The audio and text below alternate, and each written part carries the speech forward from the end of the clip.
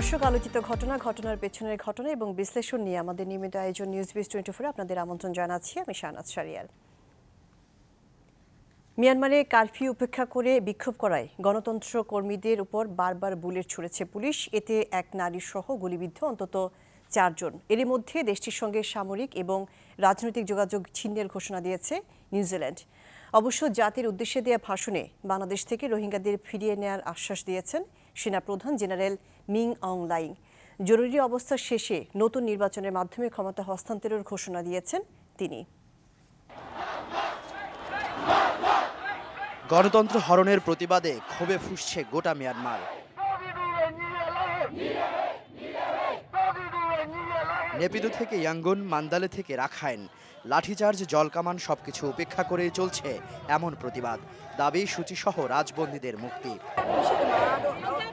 সেনা শাসনের বিরুদ্ধে জনগণের সাথে রাজপথে নেমেছি, কোনো বাধাই আমাদের পিছু হটাতে পারবে না। সেনা অভ্যুত্থানের 8 দিন পর সোমবার রাতে জাতির উদ্দেশ্যে ভাষণ দেন জেনারেল মিং অং লাইং। প্রতিশ্রুতি দেন 1 বছর পর নতুন নির্বাচনের। নির্বাচন কমিশন, সংসদ এবং প্রেসিডেন্টকে ভোট কারচুপির বিষয়ে ব্যবস্থা নিতে বলেছিলাম। শেষ মুহূর্ত পর্যন্ত তাতমাদা ও সমঝোতার চেষ্টা চালিয়ে যাচ্ছিল, কিন্তু কর্তৃপক্ষ ব্যর্থ হওয়ায় জরুরি অবস্থা জারি ছাড়া আর কোনো উপায় ছিল না। জরুরি অবস্থা শেষ হলে 2008-এর সংবিধান অনুযায়ী আমরা নতুন নির্বাচন দেব এবং জয়ী দলের কাছে ক্ষমতা হস্তান্তর করব। রোহিঙ্গা প্রত্যাবাসন প্রক্রিয়াও এগিয়ে নেওয়ার আশ্বাস দেন মিং। বাংলাদেশে আশ্রিত রোহিঙ্গাদের প্রত্যাবাসনে আমরা কাজ করে যাচ্ছি। এটি মূলত দুদেশের দ্বিপক্ষীয় চুক্তি এবং আমাদের নীতির আলোকেই করতে হবে। এদিকে মিয়ানমারে গণবিক্ষোভে সমর্থনের কথা জানিয়েছে যুক্তরাষ্ট্র। মত প্রকাশের স্বাধীনতা, গণতন্ত্র হরণের প্রতিবাদে বার্মিজ জনগণের শান্তিপূর্ণ বিক্ষোভে সমর্থন আছে বাইডেন সরকারের। জনসমাবেশের উপর জান্তা সরকারের নিষেধাজ্ঞা আরোপে আমরা গভীর উদ্বিগ্ন। সেনাবাহিনীকে ক্ষমতা ছাড়ার দাবিতে বিক্ষোভ হয়েছে দক্ষিণ কোরিয়ায়। এছাড়া থাইল্যান্ডে বিক্ষোভ করেন মিয়ানমারের প্রবাসী নাগরিকরা। শাকিল মাহমুদ, চ্যানেল 24। মিয়ানমারের সামরিক শাসন নিয়ে কথা বলতে এই মুহূর্তে ইস্কাটন থেকে সরাসরি আমাদের সাথে যুক্ত হচ্ছেন Bangladesh institute of international and strategic studies এর senior research fellow Abu Saleh Mohammad Yusuf. Abu Saleh Mohammad Yusuf, প্রথমে আপনাকে স্বাগত জানাচ্ছি। জি, আপনাকে ধন্যবাদ। প্রথমে আপনার কাছে যে ব্যাপারটি জানতে চাচ্ছি যে এই যে 1 ফেব্রুয়ারি সেনা অভ্যুত্থান হয়েছে মিয়ানমারে, এই সেনা অভ্যুত্থানের ফলে ভৌগোলিক কারণে বাংলাদেশ ঠিক কতটা চাপে আছে? প্রথমত আপনাকে মাধ্যমে দর্শকদেরকে ধন্যবাদ। যে বাংলাদেশ চাপে থাকার বিষয় না, এখানে আমরা বিষয়টা পর্যবেক্ষণ করছি। মায়ানমারের অভ্যন্তরীণ যে কোনো ধরনের ঘটনা আমাদের জন্য গুরুত্বপূর্ণ। আমরা চাচ্ছি যে সেখানে স্ট্যাবিলিটি আসুক। আমাদের মায়ানমারের সাথে প্রথমত এখন যে মৌলিক বিষয় সেটা হচ্ছে রোহিঙ্গা সমস্যা। এর বাইরেও আমাদের ডিপ্লোম্যাটিক্যালি আমরা যদি সাউথ ইস্ট এশিয়ার সাথে কানেক্টেড হতে চাই, আমাদের যে ট্রেড সম্পর্ক, এনার্জি রিলেশন, সেই কারণে মায়ানমারের সাথে সম্পর্ক আমাদের জন্য গুরুত্বপূর্ণ। সেই হিসাবে আমরা মায়ানমারের সাথে একটা দীর্ঘমেয়াদী স্টেবল রিলেশন চাচ্ছি এবং মায়ানমারের অভ্যন্তরীণ যে ডেভেলপমেন্টগুলো সেগুলো স্টেবল এবং কনস্টিটিউশনালি হোক, গণতান্ত্রিক পথে সেটা আমরা প্রত্যাশা করি। বাট এখানে আমাদের চাপে থাকার কোনো প্রসঙ্গ নেই। আমরা মায়ানমারের সাথে একটা দেশ হিসেবে যে ধরনের সম্পর্ক কন্টিনিউ করা উচিত সেটা আমরা চলমান রাখি। আরেকটি ব্যাপারে জানতে চাচ্ছিলাম, আপনিও বলছিলেন যে মিয়ানমারের সাথে বাংলাদেশের সম্পর্ক নিয়ে জাতিসংঘ নিরাপত্তা পরিষদে কিন্তু মিয়ানমারের পক্ষে প্রকাশ্যে চীনের সমর্থন দিয়েছে এবং নিন্দা প্রস্তাবে কিন্তু তারা ভ্যাটো দিয়েছে। বাংলাদেশে আবার চীনের বিপুল পরিমাণ বিনিয়োগ আছে, এদিকে ভারতের সাথে আমাদের বন্ধুত্বপূর্ণ সম্পর্ক রয়েছে। এই অবস্থায় কি করণীয় বাংলাদেশের? দেখুন, আমরা যেটা যে চীন তাদের অবস্থান থেকে তাদের একটা স্ট্র্যাটেজিক অবস্থান আছে, ভারতের একটা স্ট্র্যাটেজিক অবস্থান আছে।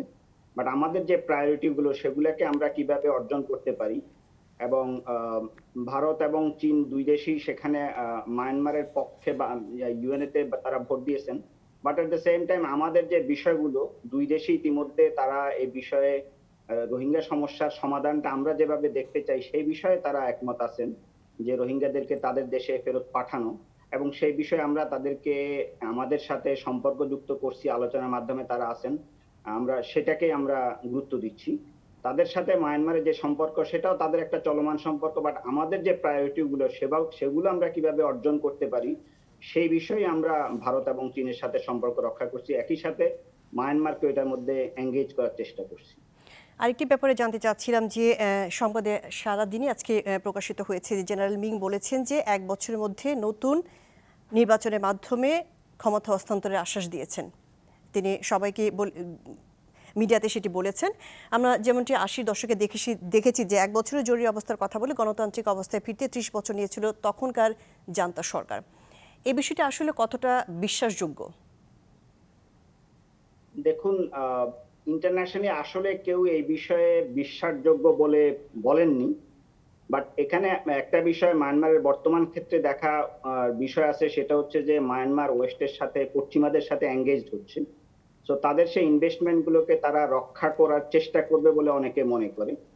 আবার এখানে দুটো বিষয়, একটা হচ্ছে যে ব্যক্তি সেনা প্রধানের ইচ্ছা, তার ব্যক্তিগত অ্যাম্বিশন গুলো কিরকম সেটা, আর একটা হচ্ছে যে টোটাল আন্তর্জাতিক সম্পর্কের মাঝখানে উনি কিভাবে অ্যাক্ট করেন, সেই বিষয়গুলো অবশ্যই পর্যবেক্ষণের দাবি রাখে, সময়ের ব্যাপার। বাট 1 বছরের মধ্যে তারা ক্ষমতা ছেড়ে গণতন্ত্রে ফেরত যাবেন, সেটা কতটা সঠিক সেটা এখনো আমাদের জন্য অপেক্ষা করার সময় আছে। We have to wait for it. এবার যদি অন্য প্রসঙ্গে আসি যে 1 ফেব্রুয়ারি অভ্যুত্থানের পর থেকে কিন্তু 2 ফেব্রুয়ারিতে মিয়ানমারে বিক্ষোভ চলছে এবং বিক্ষোভকারীরা বলছেন যে সূচি মুক্তি না পাওয়া পর্যন্ত তারা রাস্তায় থাকবেন। অন্যদিকে দেশটিতে চলা অসহযোগ আন্দোলন কিন্তু সরাসরি সমর্থনের কথা জানিয়েছে যুক্তরাষ্ট্র। আবার অনেক আন্তর্জাতিক বিশ্লেষকরা বলছেন যে এই যে জনগণের যে বিক্ষোভ তাতে কিছুই যায় আসে না জান্তা সরকারে, তারা তাদের নিজস্ব ডিজাইন অনুযায়ী চলবে। আপনার কাছে কি মনে হচ্ছে তাদের রাজনৈতিক পটভূমিতে কি কোনো ধরনের পরিবর্তন আসার সম্ভাবনা আছে? দেখুন, এক্ষেত্রে দুই ধরনের ব্যাখ্যা দেখা যায়। একটা হচ্ছে যে মায়ানমারের মিলিটারি যে ট্র্যাডিশন, আমরা যদি 1962 পরে 1988 দেখি এবং 1992, 93 এবং 2007-এও দেখি, তখন military very strong handedly suppressed people's movement. আবার এইবার যেহেতু একটা নির্দিষ্ট সময় পর্যন্ত একটা সরকার ক্ষমতায় ছিল, মায়ানমারের একটা ইন্টারন্যাশনাল লেজিটিমেসির ব্যাপার আছে, সেই বিষয়গুলোর প্রেক্ষাপটে এই বিষয়গুলোকে মায়ানমার গভর্নমেন্ট কিভাবে নিয়ন্ত্রণ করে বা কিভাবে সমাধান করে সেটা একটা দেখার বিষয় আছে। অন্যদিকে যেই মুভমেন্ট গুলো হচ্ছে, এই মুভমেন্ট গুলো একটা যে যারা গণতান্ত্রিক মুভমেন্টের পক্ষে তারা এটা থেকে অনেক আশাবাদী হচ্ছেন। বাট আমার যেটা অবজারভেশন সেটা সে অর্থে যে ধরনের মুভমেন্ট মায়ানমার মিলিটারিকে কোনো ধরনের চ্যালেঞ্জ করবে সেরকম কিছু এখনো লক্ষ্য করা যায়নি। বাট এখনো সময় আছে, সেটা দেখার বিষয়। আরেকটা বিষয় এখানে আমি উল্লেখ করতে চাই, সেটা হচ্ছে যে যেই সরকার ক্ষমতায় ছিলেন অং সান সুকির সরকার, এই ধরনের একটা সমস্যায় পড়লে তারা কিভাবে এটাকে মোকাবিলা করবেন এ ধরনের কোনো প্রস্তুতি তাদের ছিল বলে এখনো পর্যন্ত দৃশ্যমান হয়। আরেকটি ব্যাপারে জানতে চাচ্ছিলাম যে বাংলাদেশ থেকে রোহিঙ্গাদের ফিরিয়ে নেওয়ার আশ্বাসও দিয়েছেন কিন্তু আজকে জেনারেল মিং। সেক্ষেত্রে রোহিঙ্গার প্রত্যাবাসন প্রক্রিয়াকে এগিয়ে নিতে সামরিক সরকারের সঙ্গে কিভাবে বোঝাপড়া করতে হবে বাংলাদেশকে, বা বাংলাদেশের এখন কূটনৈতিক কৌশলটা কেমন হওয়া উচিত? দেখুন, আমাদের কূটনৈতিক কৌশল হিসাবে বাংলাদেশ তো দুইভাবে চেষ্টা করতেছে। একটা হচ্ছে যে তাদের সাথে দ্বিপাক্ষিক সম্পর্কটাও আমরা চলমান রেখেছি এবং at the same time international অ্যাক্টরদেরকেও আমরা এঙ্গেজ রেখেছি, সেটা চলমান আছে। বাট গতকালকে মায়ানমারের সেনা প্রধান যেটা বলেছেন, সেখানে তিনি, আমি যদি কোট করি, মায়ানমার নিউজ এজেন্সিতে যেটাকে ইংলিশ ট্রান্সলেশন করছে ওনার বক্তব্যের, সেখানে উনি বলছেন we will continue receiving the displaced persons in Bangladesh in accord with the bilateral agreement. তো উনি বাংলাদেশের সাথে দ্বিপাক্ষিক যে চুক্তি হচ্ছে সেটাকেই উনি প্রাধান্য দিচ্ছেন, বা সেই প্রক্রিয়াটাকে হয়তো তারা প্রাধান্য দিবেন। আর এখানে আরেকটা বিষয় আমি মনে করি যে যেহেতু তারা এখন ক্ষমতা গ্রহণ করছেন, তখন তাদের ইন্টারন্যাশনাল লেজিটিমেসিটা তারা নিশ্চিত করার চেষ্টা করবেন। সো এই মুহূর্তে হয়তো তারা বিষয়গুলোকে স্টেবল করার চেষ্টা করবেন, এটা একটা তার কূটনৈতিক কৌশলও হতে পারে। বাট আসলে এটা কতটা বাস্তবসম্মত এবং এগিয়ে যাবে সেটা হয়তো আরো কয়েক মাস পর পরিষ্কার হবে। এখানে একটা বিষয় বলতে চাচ্ছি যে আসলে এই রোহিঙ্গাদেরকে পাঠানোর যারা মাস্টার মাইন্ড, তাদের মধ্যে উনি হচ্ছেন শীর্ষে।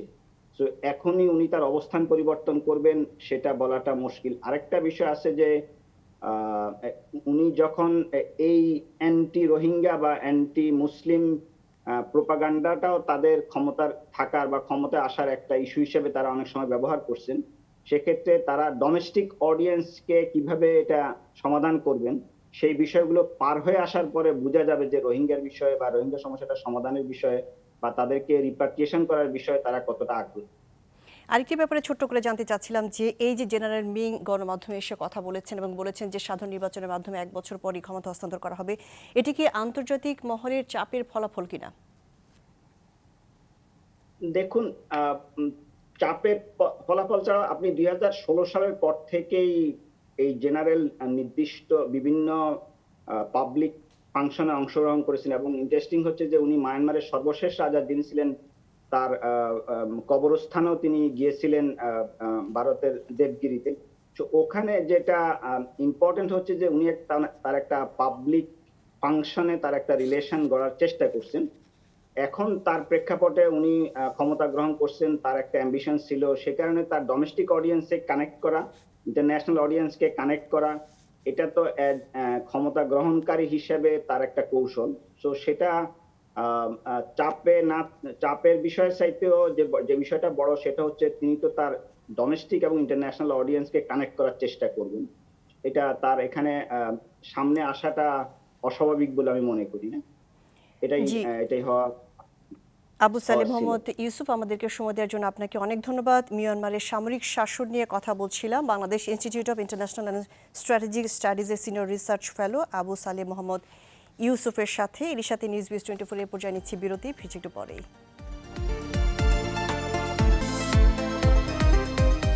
আপনারা আছেন নিউজ বিস 24-এ। টিকা নিয়ে সাধারণ মানুষের ভয় কাটতে শুরু করেছে। এতে প্রতিদিনই বাড়ছে নিবন্ধনকারীর সংখ্যা।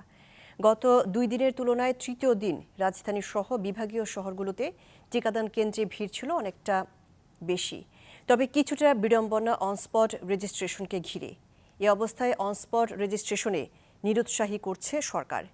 আর স্কুল খুলে দেওয়ার প্রস্তুতি হিসেবে আগামী সপ্তাহে টিকা পাবেন প্রাথমিক শিক্ষকরা। যত দিন গড়াচ্ছে ভ্যাকসিন নিয়ে মানুষের আগ্রহ ততই বাড়ছে। গণটিকাদান শুরুর দ্বিতীয় দিনে প্রথম দিনের চেয়ে 15,000 বেশি মানুষ টিকা নিয়েছেন দেশ জুড়ে। নিবন্ধনের বয়সসীমা 55 থেকে কমিয়ে 40 বছর করার পর টিকা নেয়া ও নিবন্ধন করা মানুষের সংখ্যা বেড়েছে উল্লেখযোগ্য হারে। রাজধানীর টিকা কেন্দ্রগুলোতে যারা টিকা নিয়েছেন তাদের বেশিরভাগই প্রবীণ। তবে পুরুষদের চেয়ে নারী টিকা গ্রহীতার সংখ্যা কিছুটা কম। যারা আগেই নিবন্ধন করেছেন তারা কোনো বিড়ম্বনা ছাড়াই টিকা দিতে পারছেন। তবে জাতীয় পরিচয়পত্রের মাধ্যমে অনস্পট রেজিস্ট্রেশন করতে কিছুটা বিড়ম্বনা হচ্ছে। সরকার মহোদয় বলেছেন আমাদেরকে অন দ্য স্পট করার জন্য। আমরা প্রথম দিন থেকে করছি, গতকালও করেছি এবং আজকেও আমাদের চলমান আছে। কিন্তু আজকে দেখছি যে সংখ্যাটা অতীব সংখ্যক বেশি হয়ে গেছে এবং অনেকটা আনকন্ট্রোল টাইপের হয়ে গেছে। টিকাটা যখন নিয়েছি তখন একটু ভয় লেগেছে, কিন্তু টিকাটা যখন পুশ করেছে মনে হয়নি যে আমি টিকা নিচ্ছি। এইটা পরীক্ষিত এবং বৈজ্ঞানিক দ্বারা এইটা উদ্ভাবিত এবং এইটা ভয় পাওয়ার কিছু নাই। এবং আপনি যদি ভ্যাকসিনেশন না নেন শুধু আপনার ক্ষতি হচ্ছে তা না, আমাদের দেশের 16 কোটি মানুষের ক্ষতি হয়ে যাবে। তৃতীয় দিন ঢাকা মেডিকেলের টিকাদান কর্মসূচি পরিদর্শনে যান স্বাস্থ্য সচিব ও স্বাস্থ্য অধিদপ্তরের মহাপরিচালক। জানান, যারা সুরক্ষা সাইটে নিবন্ধন করতে পারবেন না তাদের জন্যই রাখা হয়েছে অনস্পট রেজিস্ট্রেশন। সবাইকে আমরা বলছি যাতে রেজিস্ট্রেশনটা না করে না আসে। আমরা বলছি স্পেশালভাবে যদি কেউ বয়স্ক মানুষ চলে আসে তারটা আমরা নিজেরাই করে দিচ্ছি। কাজে আমি আপনাদের মাধ্যমে অনুরোধ করব, সারা দেশে যেন অস্থিরতার কোনো কারণ নেই। আমাদের কাছে পর্যাপ্ত ভ্যাকসিন আছে, আরও ভ্যাকসিন আমরা পাচ্ছি, পৃথিবীর বিভিন্ন সোর্স থেকে পাচ্ছি। ঢাকার পর বন্দরনগরী চট্টগ্রামের মানুষের টিকা নেয়ার হার বেশি। সকাল থেকেই কেন্দ্রগুলোতে ছিল চোখে পড়ার মতো ভিড়। এছাড়া রংপুর, রাজশাহী, সিলেট ও বরিশালে টিকা নিয়ে মানুষের আগ্রহ বেড়েছে। যে ভ্যাকসিন নিয়ে আমি খুব আনন্দিত এবং আমি মনে করি সবাই এই ভ্যাকসিনটা নেওয়া উচিত। টিকাটা নেওয়ার পরে আমার ভালো লাগছে, এই জন্যই বলছি যে আমার মতো সবাই নেক, ভালো হবে। এদিকে আগামী 1 সপ্তাহের মধ্যে সারা দেশের প্রাথমিক শিক্ষকরা টিকা পাবেন। স্কুল খুলতে প্রাথমিক শিক্ষকদের টিকা নেয়ার নির্দেশ দিয়েছেন প্রধানমন্ত্রী শেখ হাসিনা। শিক্ষকদের জন্য মাননীয় প্রধানমন্ত্রী ইতিমধ্যে স্বাস্থ্য মন্ত্রণালয় নির্দেশ প্রদান করেছেন। আমরা যে কোনো সময় আজ থেকে 7 দিনের ভিতরে টিকা নেওয়া শেষ করবো ইনশাল্লাহ। প্রতিদিন 3,60,000 মানুষকে করোনা টিকা নেওয়ার প্রস্তুতি আছে স্বাস্থ্য অধিদপ্তরের। সরোয়ার সুমন, চ্যানেল 24, ঢাকা। নোয়াখালী থেকে টিকা কার্যক্রমের খবরাখবর জানাতে এই মুহূর্তে আমাদের সাথে যুক্ত হচ্ছেন সুমন ভৌমিক। সুমন ভৌমিক, নোয়াখালীতে আজকে পর্যন্ত কি পরিমাণ মানুষ টিকা নিয়েছে? নিবন্ধনের ক্ষেত্রে মানুষজন কতটা আগ্রহী, বা নিবন্ধনের ক্ষেত্রে তাদের কোনো সমস্যায় পড়তে হচ্ছে কিনা? আর নোয়াখালীতে নেতৃস্থানীয় কে কে টিকা নিয়েছেন? শাহনাজ, আমরা আজ সকাল থেকে জানিয়েছিলাম যে নোয়াখালীতে একটি সুন্দর পরিবেশ তৈরি করেছে নোয়াখালী জেলা প্রশাসন এবং সিভিল সার্জন। সেটি হচ্ছে নোয়াখালী শিল্পকলা একাডেমিতে যারা রেজিস্ট্রেশন করতে আগ্রহী তাদেরকে একটি মেলার মাধ্যমে মূলত রেজিস্ট্রেশনে উদ্বুদ্ধ করছে। সেখানে বেশ কয়েকটি বুথ, মানে অন্তত 15টির মতো বুথে দিয়েই সেখানে রেজিস্ট্রেশন করাতে সহযোগিতা করেছে। সকাল থেকে এই কার্যক্রম শুরু হচ্ছে, এটি আগামী 3 দিন চলবে এখানে। তো আজকে আমরা সন্ধ্যার আগে কথা বলেছিলাম এখানকার যিনি সিভিল সার্জন রয়েছেন ডাক্তার মাসুম ইফতেখারের সঙ্গে। তিনি আমাদেরকে জানিয়েছেন আজই শুধুমাত্র এখানে যে মেলাটি হয়েছে সেখানেই অন্তত 5 শতাধিক নারী পুরুষ রেজিস্ট্রেশন করেছে। আর আজকে সবচেয়ে বেশি টিকা প্রয়োগ করা হয়েছে, এর মধ্যে 1910 জন আজকে টিকা নিয়েছেন। গত 3 দিনে 3000-এর বেশি টিকা নিয়েছেন বলে তিনি আমাদেরকে জানিয়েছেন। আমরা বেশ কয়েকজন টিকা গ্রহণকারীদের সঙ্গে কথা বলেছি, তারা আমাদেরকে জানিয়েছেন যে কোনো প্রকার ব্যথা কিংবা অন্য কোনো সাইড এফেক্ট এখন পর্যন্ত নেয়নি। গত পরশু যারা নিয়েছে তারাও আমাদেরকে জানিয়েছে যে তাদের মধ্যে কোনো প্রতিক্রিয়া দেখা দেয়নি, তারা স্বাভাবিক রয়েছেন। এখানকার যিনি নোয়াখালী 4 আসনের সাংসদ একরামুল করিম চৌধুরী, তিনি টিকা নিয়েছেন। নোয়াখালী 1 আসনের এসএম ইব্রাহিম সাহেব টিকা নিয়েছেন। একই সঙ্গে নোয়াখালীর কোম্পানিগঞ্জের বসুরহাট পৌরসভার মেয়র তিনি টিকা নিয়েছেন। এছাড়া ডিসি, এসপি সহ এখানকার নেতৃস্থানীয় অনেকে বা কর্মকর্তারা যারা রয়েছে সরকারি, তারা অনেকেই টিকা নিয়েছেন। তাদের অনেকের সঙ্গে আমাদের কথা হয়েছে, তারা জানিয়েছে যে টিকা কোনো প্রকার কোনো পার্শ্ব প্রতিক্রিয়া দেখা দেয়নি। তো আমাদেরকে সিভিল সার্জন যেটি জানিয়েছেন যে আগামী কয়েকদিন যদি এখানে যে তারা টিকা রেজিস্ট্রেশন করার জন্য যে মেলাটি করেছে সেখানে হয়তো আরও বেশি পরিমাণ মানুষ টিকা নিতে রেজিস্ট্রেশন করবেন। বিভিন্ন জায়গায় যেসব জায়গায় অ্যাপসের মাধ্যমে করছে তারাও কোনো প্রকার সমস্যা পড়ছে বলে আমাদেরকে কেউ এখনো পর্যন্ত নিশ্চিত করেনি। এর বাহিরে নোয়াখালীতে মোট 33টি বুথের মাধ্যমে টিকা প্রদান করা হচ্ছে। এছাড়া নোয়াখালী জেনারেল হাসপাতাল, পুলিশ লাইন্স হাসপাতাল এবং নোয়াখালীর 8টি উপজেলায় যে কেন্দ্রগুলো রয়েছে, স্বাস্থ্য কমপ্লেক্সগুলো রয়েছে, সেখানে প্রায় 198 জন স্বাস্থ্যকর্মী, প্রশিক্ষিত স্বাস্থ্যকর্মী টিকাদানের সঙ্গে সম্পৃক্ত রয়েছেন। এ ছিল আমার কাছে সর্বশেষ। জি, সুমন ভৌমিক, আপনাকে ধন্যবাদ। নোয়াখালী থেকে টিকা কার্যক্রমের সর্বশেষ খবরাখবর জানাচ্ছিলেন সুমন ভৌমিক। এর সাথে নিউজ বিস 24 এ পর্যায়ে নিচ্ছে আরেকটি বিরতি, ফিরছি একটু পরেই।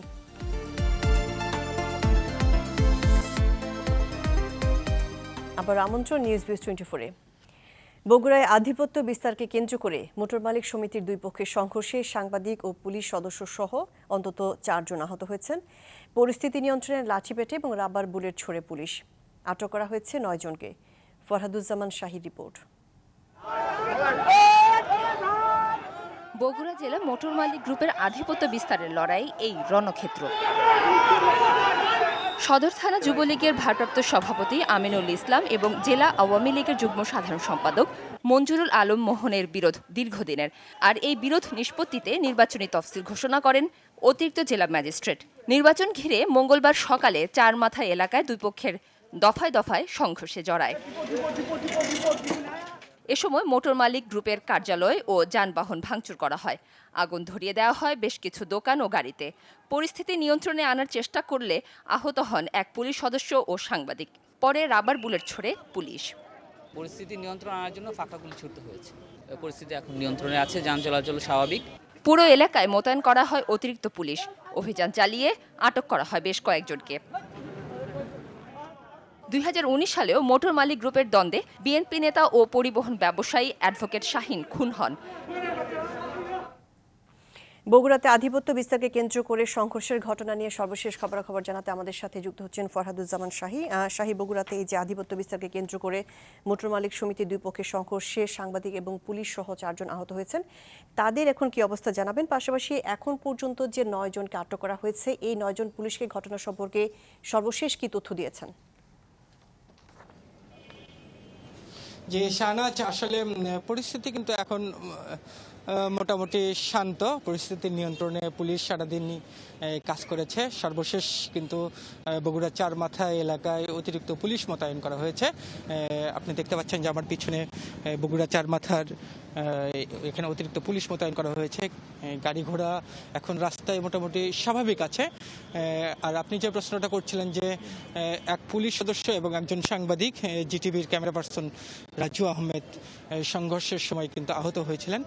তাদেরকে শহীদ জিয়াউর রহমান মেডিকেল কলেজ হাসপাতালে ভর্তি করা হয়েছে। আর পুলিশ পরিস্থিতি নিয়ন্ত্রণ করতে যে 2 পক্ষের যে সংঘর্ষের ঘটনার সময় 9 জনকে আটক করেছিল তাদেরকে পুলিশ থানা হাজতে নিয়েছে এবং তাদেরকে জিজ্ঞাসাবাদ করা হচ্ছে, কিন্তু এখন পর্যন্ত তাদের কাছ থেকে কোনো তথ্য পাইনি।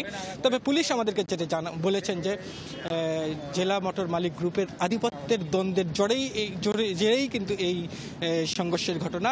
আপনি জানেন যে 2019 সালেও কিন্তু এই আধিপত্য বিস্তারকে কেন্দ্র করে বগুড়ার বিএনপি নেতা এবং বগুড়া মোটর মালিক গ্রুপের অন্যতম নেতা অ্যাডভোকেট শাহিন কিন্তু 2019 সালে নৃশংসভাবে খুন হন।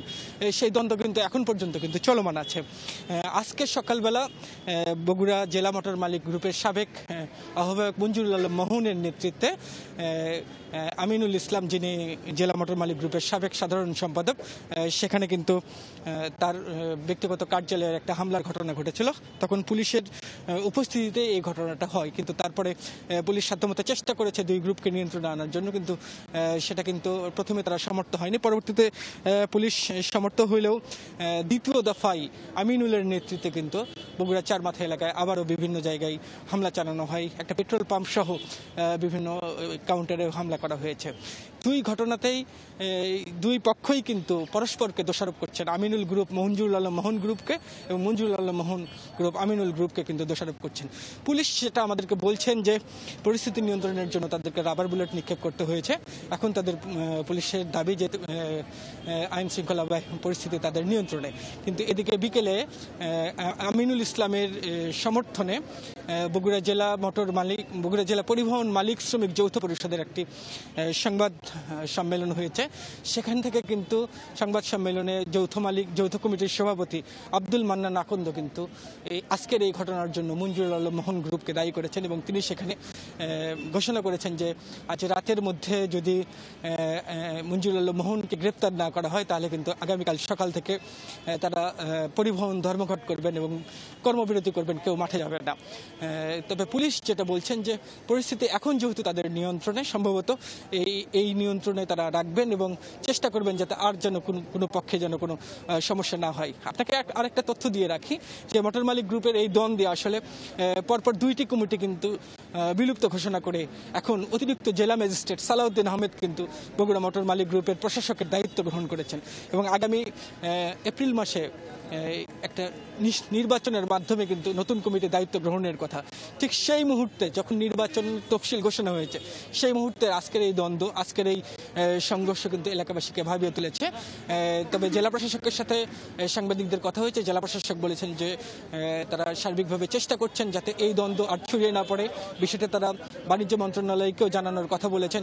এখন দেখা যাক পুলিশ কতটুকু এই সংঘর্ষটা নিয়ন্ত্রণ করতে পারে। জি শাহী, আপনাকে ধন্যবাদ। বগুড়া জেলা মোটর মালিক সমিতি দুই পক্ষের সংঘর্ষের ঘটনা নিয়ে সর্বশেষ খবরাখবর জানাচ্ছিলেন বগুড়া থেকে ফরহাদুজ্জামান শাহী। টাঙ্গাইলের গোপালপুর পৌরসভায় নির্বাচনী দ্বন্দ্বে দুপক্ষের সংঘর্ষে এবং নিহতের ঘটনায় দুটি মামলা হয়েছে। গ্রেপ্তার করা হয়েছে 8 জনকে। পুলিশ জানিয়েছে সকালে গোপালপুরের বিভিন্ন এলাকায় অভিযান চালিয়ে তাদের গ্রেপ্তার করা হয়। সোমবার সন্ধ্যায় প্রচারণার সময় আওয়ামী লীগের মেয়র প্রার্থী রকিবুল হক এবং স্বতন্ত্র প্রার্থী গিয়াসউদ্দিনের সমর্থকদের মধ্যে সংঘর্ষ হয়। ভাঙচুর করা হয় আওয়ামী লীগ প্রার্থীর কার্যালয়ের আসবাবপত্র। এ সময় স্বতন্ত্র প্রার্থীর সমর্থক খলিল নামে একজনের মৃত্যু হয়। এদিকে ঠাকুরগাঁও পৌর নির্বাচনে আওয়ামী লীগ প্রার্থীর অফিস ভাঙচুর এবং আগুন দেওয়ার অভিযোগ উঠেছে।